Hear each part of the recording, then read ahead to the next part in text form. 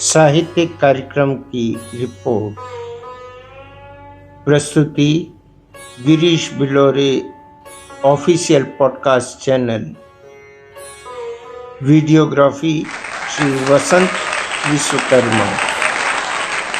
श्रोताओं नमस्कार, Girish Bilore official podcast channel पर आपका हार्दिक अभिनंदन है।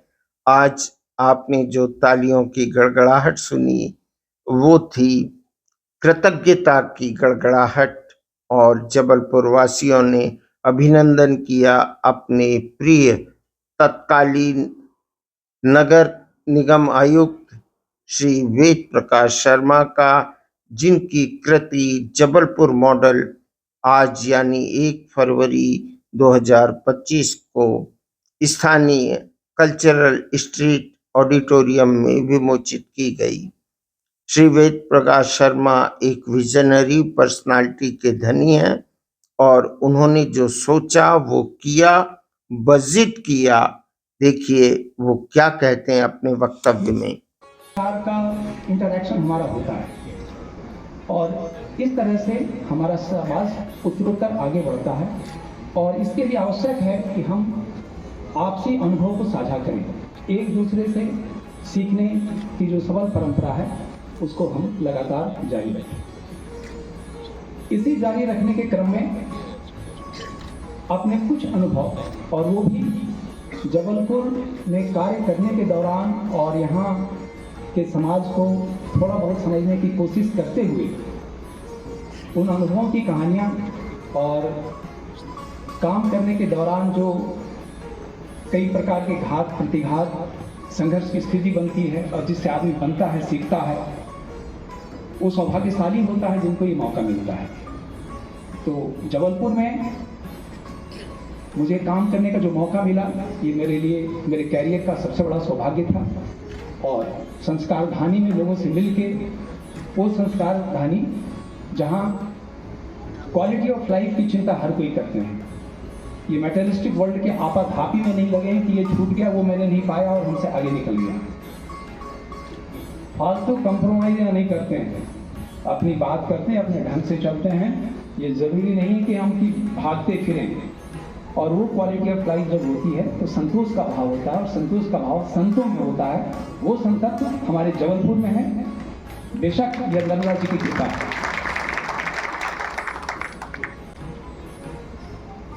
ये जो 15 कहानियों के रूप में पुस्तक में साझा करने की कोशिश की गई है, ये कथा शैली में वो घटनाक्रम है, कुछ रुचिकर बनाने की कोशिश की गई है, लेकिन यह अपेक्षा नहीं की जा सकती है कि कोई साहित्यिक श्रेणी में होगा और कोई साहित्य में इसका कहाँ स्थान होगा, उसके लिए कुछ भी कहना मुश्किल है। लेकिन कुछ दूसरे पहलू हैं इसमें। बहुत सारे घटनाक्रम चूंकि वास्तविक और सच्ची घटनाओं के साक्षी के रूप में और उससे हिस्सेदारी करते हुए जो किया गया है, और इसके वजह से कुछ सब्जेक्टिविटी या विषय निष्ठता भी उसमें दिखाई पड़ सकती है। इसकी उपयोगिता क्या कुछ हो भी सकती है, यह दावा करना बेमानी होगा। हाँ, अगर घटनाक्रम में कुछ सच्चाई है तो सच्चाई हमेशा केस स्टडी के रूप में काम आ सकता है। प्रबंधन के लिए, गवर्नेंस के लिए, प्रक्रिया समझने के लिए, विकास के लिए या समाज के सापेक्ष किसी चीज़ का विश्लेषण करना हो तो यहाँ कुछ हद तक ये काम आ सकता है।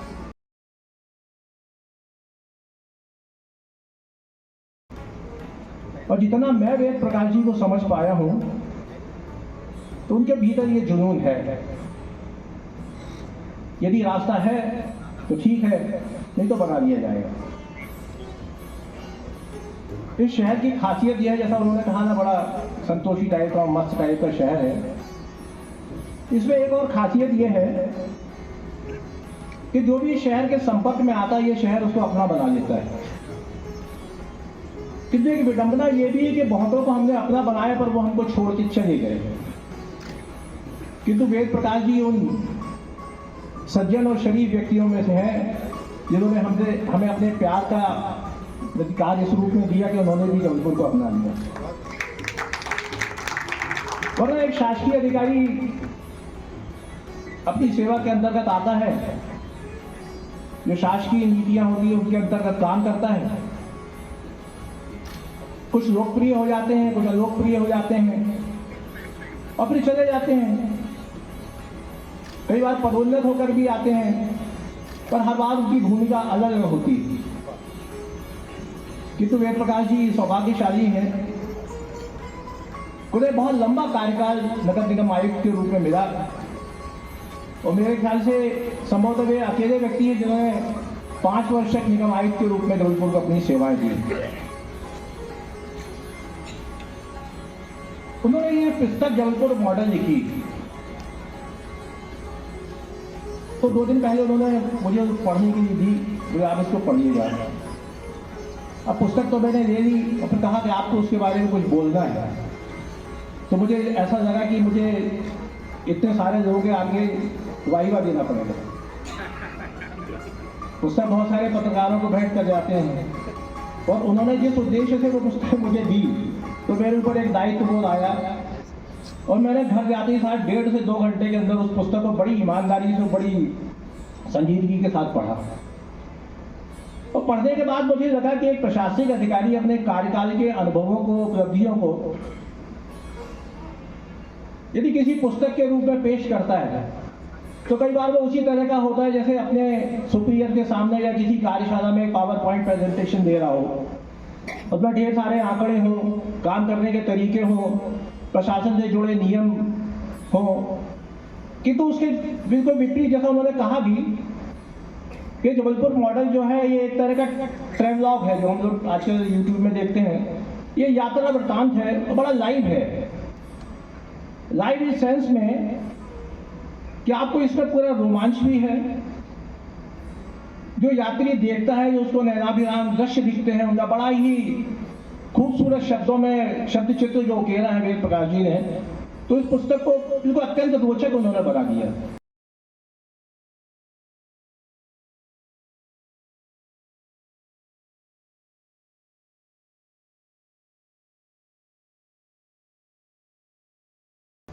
कि मेरी अनसुनी वेदना को कोई ना कोई तो सुने और उस पर अमल करे। वेद प्रकाश जी ने उस वेदना को सुना, जाना और प्रशासनिक अधिकारी के रूप में, अब कोई ये कहे कि प्रशासनिक अधिकारी का काम ही होता है, अगर कोई नगर निगम आयुक्त है तो नगर निगम की सारी व्यवस्थाएं ठीक करना उनका काम है।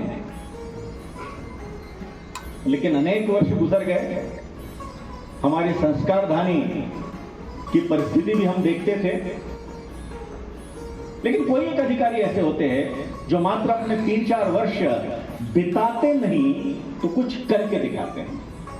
वेद प्रकाश जी उन करके दिखाने वाले लोगों में हैं। हर शहर अपनी एक पहचान रखता है। हर शहर का अपना एक मूलाधार होता है, उसकी जड़ें होती हैं,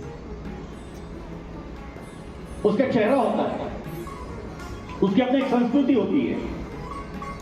उसके साथ जिसका तादाद में हो जाए, उसको समझ ले, उसके साथ जो आगे बढ़ जाए, वो कुछ इस शहर के लिए कर सकता है।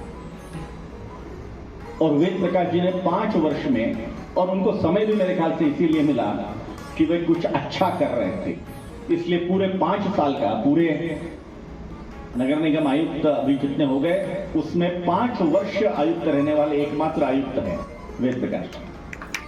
ये समय भी उनको ऐसा मिला कि उन्होंने बहुत कुछ नया करके दिखाया। इस पुस्तक में और एक वाक्य है,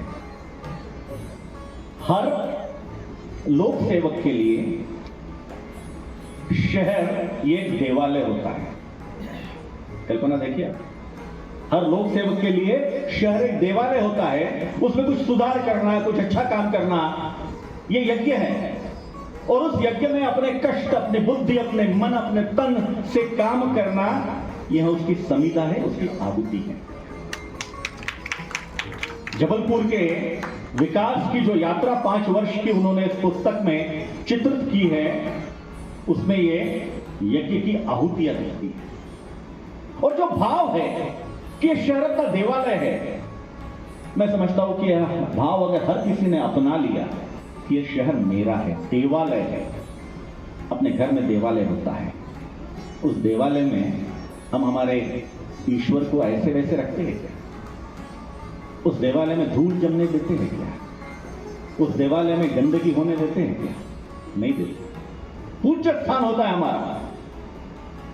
वैसा जो पूज्य स्थान है देवालय जैसा, वो अगर हमारा शहर है, ऐसा हम हर कोई ठान ले तो हर शहर अच्छा हो। जबलपुर शहर के अंदर है, तो जबलपुर शहर सेटल होने के लिए मध्य प्रदेश का सबसे बेहतर शहर है। और आप सब, हम सब के प्रयास से आने वाला समय पूरे मध्य प्रदेश में, पूरा मध्य प्रदेश बहुत बेहतर है, देश में बहुत बेहतर मध्य प्रदेश काम कर रहा है पहले से। इंदौर अपनी जगह बहुत अच्छा काम कर रहा है, भोपाल अपनी जगह बहुत अच्छा काम कर रहा है, जबलपुर शहर अपनी जगह काम कर रहा है, ग्वालियर अपनी जगह, छोटे छोटे शहर, रीवा बहुत अच्छा काम कर रहा है, और भी बहुत सारे ऐसे शहर हैं जो बहुत अच्छे काम कर रहे हैं।